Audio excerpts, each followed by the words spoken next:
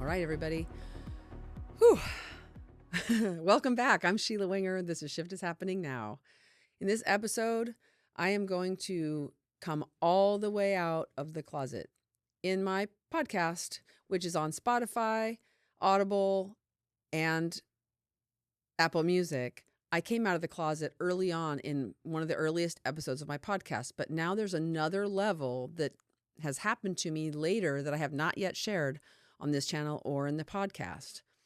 When someone comes out of the closet, it is a vulnerable moment, but they do it because there's a reason they have to. That's right where I am right now.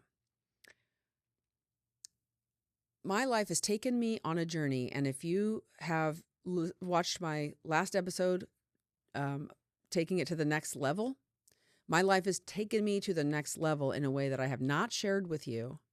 And I'm going to share in all of its glory and vulnerability right now. So in this episode, I'm going to show you that life is dancing with you. It's playing a beautiful game with you, to care about you. It's for you, to wake you up, to make you realize that you are made of God, that you are perfect the way that you are. And anything that's made you think otherwise is just conditioning and layering that needs to be removed.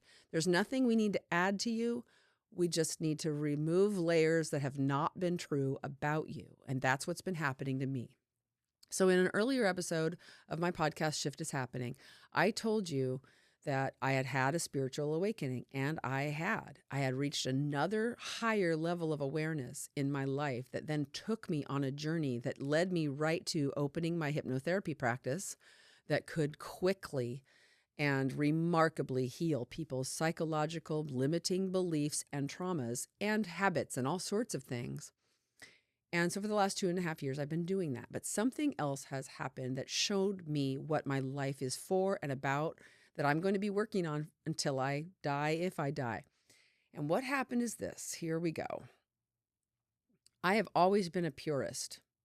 I have been a meditator, and I have reached high levels of ecstasy in my own being by meditating, and a ritual that I created with my husband and our best friends that we've been doing for 25 years. And in that state, I'm aware that within our own human bodies, we have capabilities to reach ecstatic states. Many people write about them.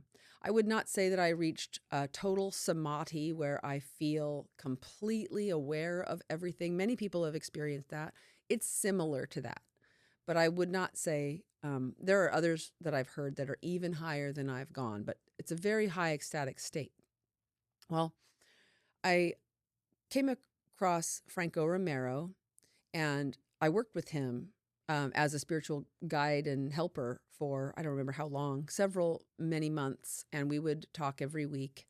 And because I realized that he was further on the path than I was. And in working with him, I had a lot of realizations. He would say things were true, and I would struggle to accept them and then apply them in my life and find out that life did reveal that those were true. So I think it was a year ago, almost exactly, he did a retreat. And at this retreat, people were, he had a shaman who was giving a mushroom ceremony. I had never done mushrooms. I didn't really have an interest in doing mushrooms, but because Franco was doing this retreat and I deeply trusted him and he trusted this shaman, and he expressed to me that this can show us where we're going on our journey. It can give us another glimpse as to what's going on in our lives. I decided to go. And what I'm going to say right now is the experience I had is not a typical experience at all with mushrooms. So if you've heard other stories, this one's not like that one. And I want you to buckle up because that's what I ended up doing. So there were about 10 of us, and we were all in our own little spaces in the same room with wonderful music playing. And we all, got a certain dose based on our experience and our body weight and that. And I took a decent sized dose. I think it was about 4.5 grams of mushrooms. And I sat meditating. And I saw, occasionally I'd open my eyes and I'd see that other people were lying down. And I didn't feel anything different. I was sitting there for about 45 minutes and nothing happened. There weren't any psychedelic, reality wasn't shifting in front of my eyes. Nothing was happening. I was completely sober. So I called the shaman over and I said, I'm not feeling anything. And he gets these wide eyes and says, you're not feeling anything? And I said, nope. So he brings me about 2 more grams. So now I'm at 6.7, 2.2 grams. So 6.7, which I believe might qualify as a heroic dose. And I lie there and I do notice one song sort of takes me into a nice state of mesmerized for a little while, maybe about 5 minutes, and then completely sober. Now I'm a bit down because when I was taking these mushrooms, I had said, I want to experience the highest level of consciousness that I can handle. And I am not a very limited person. So I pictured going really high and experiencing realms that I know exist that I haven't had access to yet. I was all in. I was not nervous. I was not afraid. A lot of the other people were more nervous. I was not. I was all in.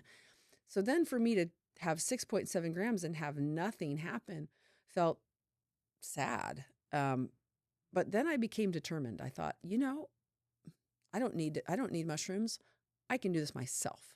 I became super determined. I'm just going to meditate my way myself. And I'll just sit here all night if I have to. I was determined. I have a certain amount of, I will not stop in this body of mine. So I do that for another 45 minutes or so. And then the shaman comes over and taps my shoulder. And he says, are you feeling anything? I said, I could go run a half marathon right now. He got the big eyes again. Really? 6.7 grams? You're not feeling anything. I said, not at all. He pulls me aside and he sits me down. He goes, I have an option, but I don't know. I could give you another, I forget how much. I don't know, 3 grams. I don't remember how much the other dose was. But if I do that, that's a lot. And are you worried about that? I said, no, I think you could give me 20 more grams. He said, all right, well, I'm going to mix it with some cacao and some other ingredients, and maybe that'll activate it. I'm like, do whatever you want to do. So he makes up this tincture. I think it's about 3 more grams, so somewhere around 9. And I drink that, and then I go back into my meditation. I'm still not feeling anything but sober for a while, but then I start to feel some sorrow, some real sorrow, because I am so in love with what my life has done with me, with the spiritual awakening that I've experienced, what I've come to know about life and God, and to get nothing after 9 grams, I started to feel really sorrowful. And then I started to cry. And this was a deep cry. And I thought, well, I know to let that stuff go when it comes because it's cleaning out something. So I cry that out. And then I come to peace. And then what happened was something I've never heard of from anyone else before. After I cried my sorrow out, I felt like I could take in the sorrow of the world and purify it through my body and heal it. Now, let me just be clear. No psychedelic visuals are happening at all. I otherwise feel completely sober, but somehow I feel that I can take the pain in this world and purify it by taking it into my body. And so I start doing that. I start thinking about war, and I take it in, I breathe it in, and this is going to be ugly. It was ugly. I would feel it physically, and I would do something like this. Ugly. I would feel it and run it through my body, and I believed and felt that I was purifying it. I was taking it from the world and purifying it through me. Now, you can imagine this became a spectacle. People became concerned about me. So I started saying, I have people who can verify this story. They were all there. Franco Romero is one of them. I then began to tell people, this isn't my pain. I'm fine. All I need is water. I'm not stopping. And I did that for about 4 hours straight. I looked like a crazy person, make no mistake, but I knew what I was doing, and it was It's as clear in my memory today as it was that day. There was no gap. I remember everything about it, and that I absolutely believed I was healing the world. I still wonder if I was. What happened next was even more extraordinary. After about 4 hours of this, my mantra became, I'm not stopping. I would occasionally just say, this is not my pain. Do not worry about me. Just bring me water if you can. I'm not stopping. And when I said I'm not stopping, I didn't mean for that night. I meant for my whole life. I knew I meant it then. I know I meant it then now. And I'm still not stopping. So the next thing that happened was a woman in this retreat sat in front of me, looks in my eyes and says, I think I need you. Now, I told you I'm coming all the way out of the closet. Get ready. She had been abused. She had lived a life dedicated to God, but never felt that she fully got the love and acceptance that she always craved. What happened next was she could see in my eyes that I was of God. And she would ask me questions, and I could answer them perfectly.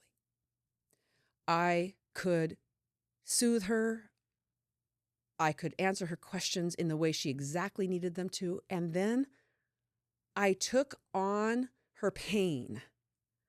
I said, give it to me. And I felt it. And again, I was writhing and screaming and doing all those things, taking her pain from her.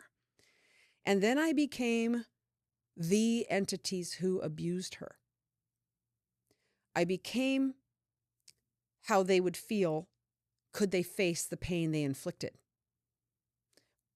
which made me say to her, I'm so sorry. I'm so sorry. I felt their grief. I felt their remorse. I felt that if they had to face what they had done, they would feel. And I apologized, begged and pleaded for her forgiveness as if I was the one who did this to her. And it was truly sincere, as if I were the abusers themselves.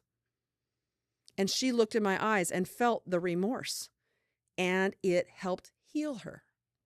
What happened next was I knew that whatever presence I was being for her, she needed to know this would never go away.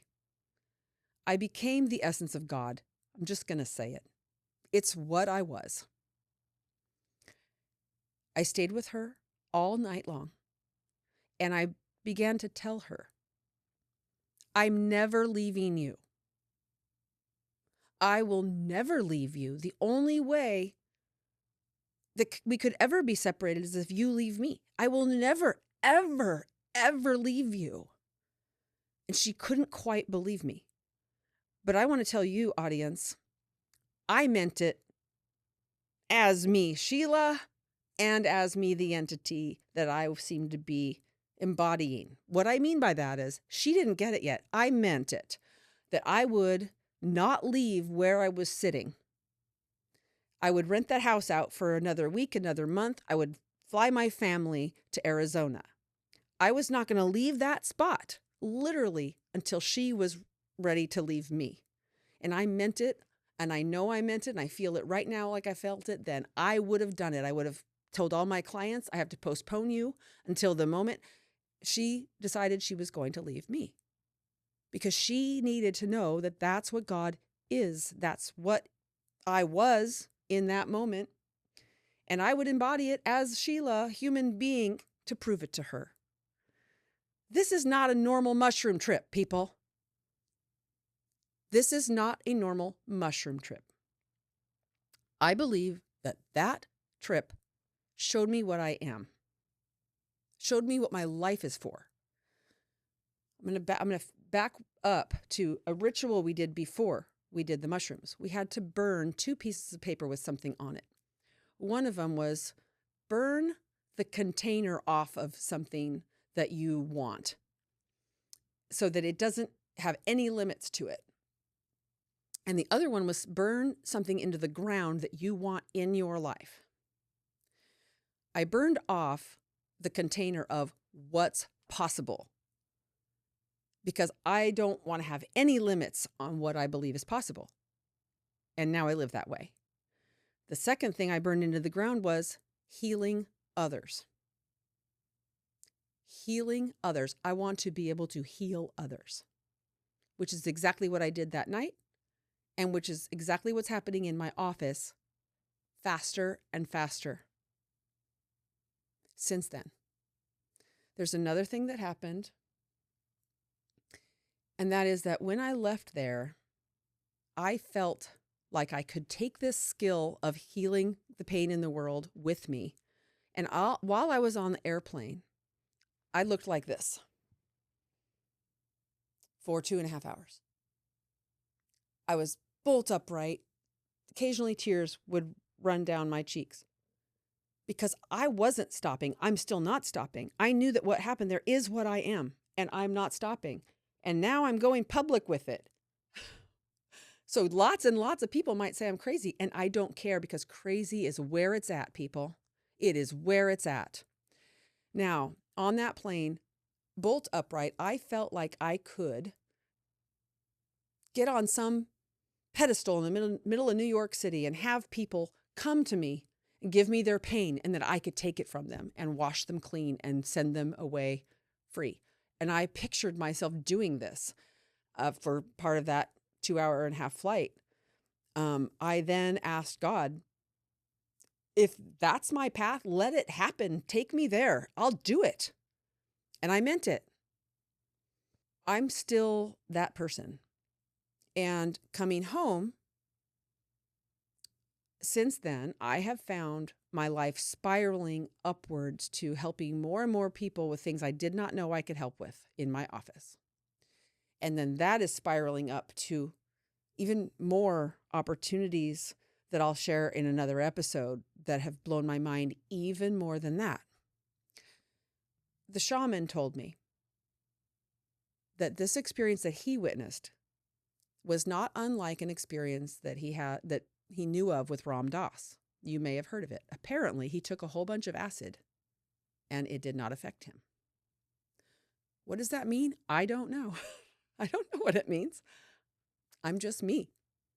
But that's what happened to me. And that's all I know. And I do believe that has shown me what I'm here to do, here to be.